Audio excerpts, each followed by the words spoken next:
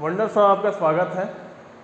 आज का जो हम लोग का ड्रग है कार्मिनेटिव और जीआई स्टिमुलेंट का, वो है आपको कार्डामोम। कार्डामोम यानी कि इलायची। इलायची तो आप लोग सब कोई खाते हैं, अब बिरयानी में तो बहुत ज़्यादा पड़ता है, पर खा तो लेते हैं, पर इलायची है क्या चीज़, उसका क्या यूज़ है मेडिसिनली, ये आज हम लोग देखते हैं। कभी सोचे तो होंगे नहीं, पर बहुत इम्पॉर्टेंट एक वो क्रूड ड्रग है जिसका उपयोग हम लोग करते हैं अलग अलग तरह की बीमारी को ट्रीट करने के लिए। ठीक है, तो आज स्टार्ट करते हैं, लेकिन पहले सबसे पहला चीज़ कि इसका बायोलॉजिकल सोर्स देख लेते हैं। बायोलॉजिकल सोर्स में अगर हम लोग बात करें तो कार्डामोम आपका फाड़े हो ना, बीज होता है वो, तो सूखा हुआ बीज होता है वो, तो उसको आप बोलोगे ड्राइड रीप सीड, यानी सूखा हुआ पका हुआ बीज। ठीक है, ड्राइड रीप सीड कच्चा तो नहीं ना होता है, पका हुआ होता है। तो ड्राइड रीप सीड होता है एलिटेरिया कार्डमोमम मेटोन। क्या नाम हुआ, ठीक से देखिएगा, एलिटेरिया कार्डमोमम मेटोन, बिलोंगिंग टू फैमिली जिंगीबेरेसी। ये फैमिली मेरा बहुत फेवरेट है, ये नाम अच्छा लगता है, जिंगीबेरेसी। ठीक है, तो इसको अगर नाम याद करने की बात करें तो देखिए, कार्डामोम का कार्डामोमम हो गया, खाली आपको इलायची का एलिटेरिया याद रखना है। ठीक है, एलिटेरिया कार्डामोमम मेल्टोन बिलोंगिंग टू फैमिली जिंगीबेरेसी। ठीक है, ज्योग्राफिकल सोर्स की बात करें तो ये दो जगह पे जनरली कल्टीवेशन होता है इसका पूरी दुनिया में। एक है इंडिया का साउथ इंडिया पार्ट में, यानी मैसूर हो गया, तमिलनाडु हो गया, कर्नाटक हो गया, केरल हो गया, और उसके अलावा सिलोन एक देश है, आप लोग सबको ही जानते हैं इस देश को। श्रीलंका का पुराना नाम सिलोन था, श्रीलंका में इसका कल्टीवेशन होता है। तो अगर आपको श्रीलंका याद है, श्रीलंका लिखिए, सिलोन याद है सिलोन लिखिए। ठीक है, केमिकल कॉन्स्टिट्यूएंट, अब तक तो इजी था ना, बायोलॉजिकल सोर्स छोटा है, ज्योग्राफिकल सोर्स में सिर्फ दो ही चीज़ याद करना है, इंडिया और सिलोन। इंडिया में भी आपको साउथ इंडिया का पार्ट का कोई भी नाम लिख दीजिए, कर्नाटक, तमिलनाडु, केरल, कुछ भी लिख दीजिए, हो गया कंप्लीट। और अगर बायोलॉजिकल सोर्स तो इलायची से एलिटेरिया, कार्डामोम से कार्डामोमम मेटोन बिलोंगिंग टू फैमिली जिंगीबेरेसी। ठीक है, उम्मीद है यहाँ तक क्लियर होगा सब कुछ। देखिए, आपका जो एग्जिट एग्जाम होगा उसमें मे बी श्रीलंका हो सकता है, मे बी सिलोन हो सकता है, तो ये हम दोनों आपको इसीलिए बता रहे हैं। श्रीलंका भी हम लिख सकते थे आज का डेट में, लेकिन हो सकता है कि आपका एग्जिट एग्जाम में सिलोन ऑप्शन आ जाए, इसीलिए सिलोन वहाँ पे हम लिख दिए हैं। ठीक है, चलिए केमिकल कॉन्स्टिट्यूएंट देखते हैं। तो क्या लगता है क्या होगा केमिकल कॉन्स्टिट्यूएंट?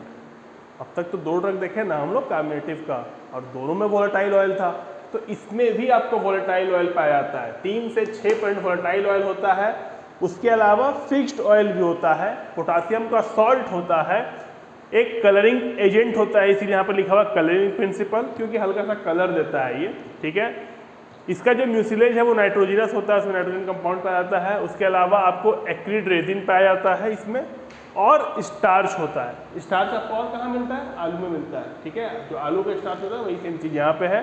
उसके अलावा लिग्नियस फाइबर, फाइबर क्या होता है तो सबको जान रहा है। लिग्नियस का मतलब जो लकड़ी के तरह दिखाई दे। ठीक है, लिग्नियस मतलब जो लकड़ी की तरह दिखाई दे, तो आपको लिग्नियस फाइबर होता है और एसिड होते हैं। ठीक है, उसके बाद हम लोग क्या बोले, 3 से 6% वोलेटाइल ऑयल है, यानी मेन इसका जो कंपाउंड है वो वोलेटाइल ऑयल के इर्द गिर्द घूम रहा है। तो वोलेटाइल ऑयल में जैसे हम लोग कल देखे थे ना कि उसमें 2 एक्टिव कॉन्स्टिट्यूएंट थे, क्या थे आपको कमेंट सेक्शन में लिखना है कि कोलिंडर का एक्टिव फेनल का एक्टिव कॉन्स्टिट्यूएंट क्या है, कमेंट सेक्शन में जरूर लिखिएगा।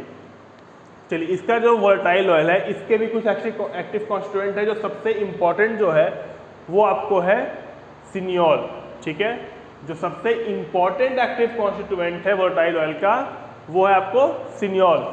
ये सिनियोल का स्ट्रक्चर है, बेंजीन रिंग है, बीच में कीटोन है और यहाँ पर मिथाइल ग्रुप है। ठीक है, तो आपको सिनियोल इसका मेन एक्टिव कॉन्स्टिट्यूएंट है। इसके अलावा इसमें आपको टर्पेनाइल एसीटेट, टर्पिनॉल, ये टर्पिनॉल का स्ट्रक्चर है जिसमें आपको एक रिंग है, क्लोज रिंग। ठीक है, यहाँ पर आपको डबल बॉन्ड है, मिथाइल ग्रुप है, यहाँ आपको 2 मिथाइल ग्रुप और एक अल्कोहल ग्रुप है। ठीक है, तो अल्कोहल ग्रुप की वजह से इसका नाम हो गया OL, टर्पिनियोल। ठीक है, उसके अलावा आपको बोर्नियोल, इसमें भी अल्कोहल है। उसके अलावा टर्पिन, और ETC आप लिख दीजिए उसके बाद, लेकिन ये मेन है आपको, ठीक है। तो आपको ये सारे नाम याद होने चाहिए, टर्पिनाइल एसीटेट, टर्पिनॉल, बोर्नियोल और टर्पिनिन, ये सारे नाम आपको याद होने चाहिए।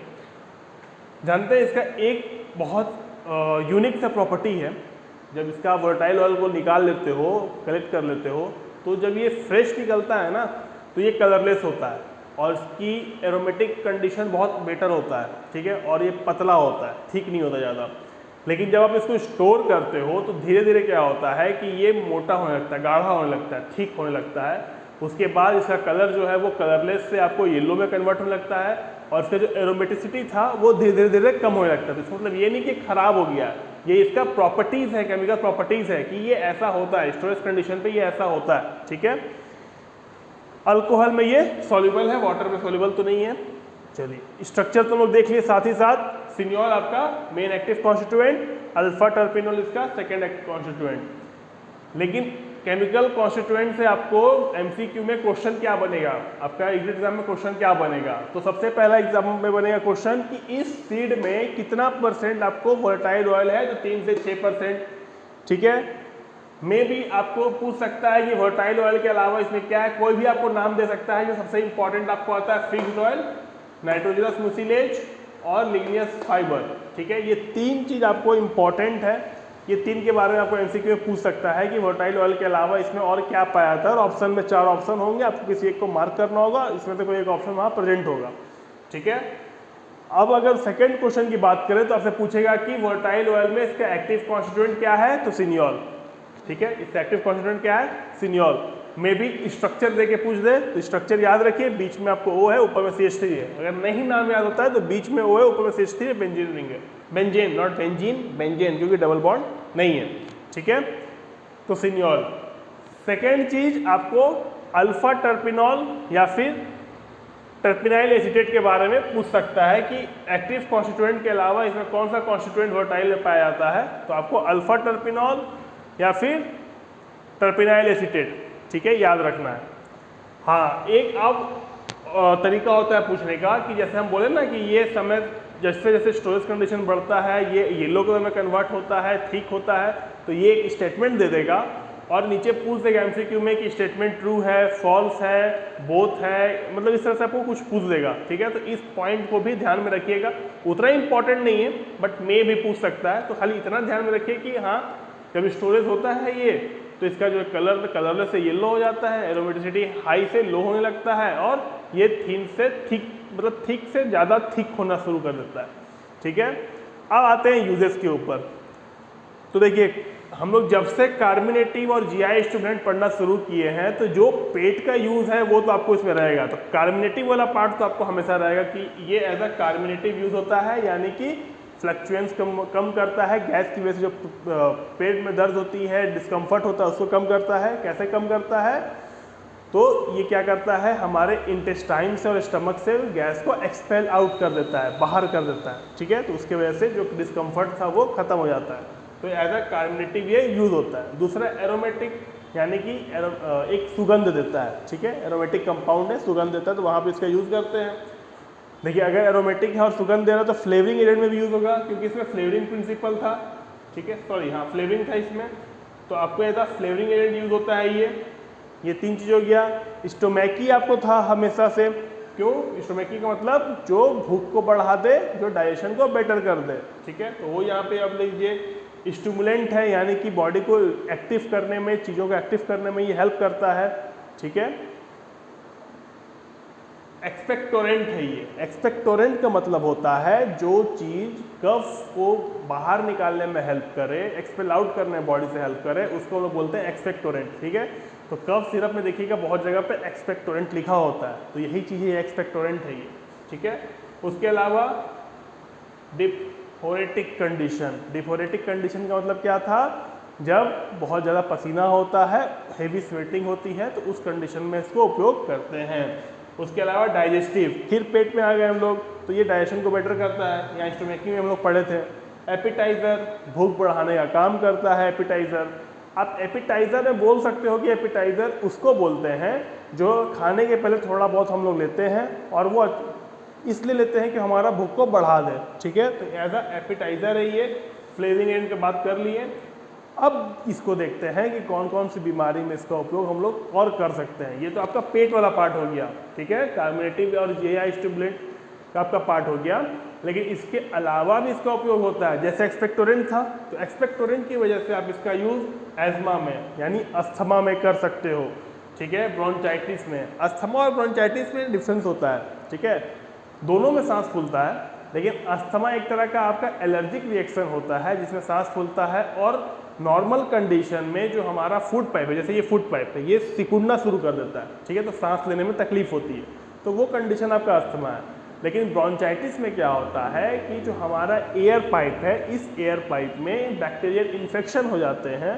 बैक्टीरियल इन्फेक्शन हो जाने की वजह से उसमें सूजन आ जाता है। जब सूजन आता है तो सुकुड़ा नहीं होता है, वो फूल जाता है, सूज जाता है। जैसे मान लीजिए उंगली के पीछे सूजन हो गया तो जो गैप है ये कम हो जाता है, तो कम होने की वजह से सांस नहीं ले पाते हैं, तो वो कंडीशन ब्रोंचाइटिस है, वहाँ पे एंटीबायोटिक का उपयोग करते हैं। और एज्मा में एंटीबायोटिक का नहीं, एंटी एलर्जिक का उपयोग करते हैं ज़्यादा, ठीक है।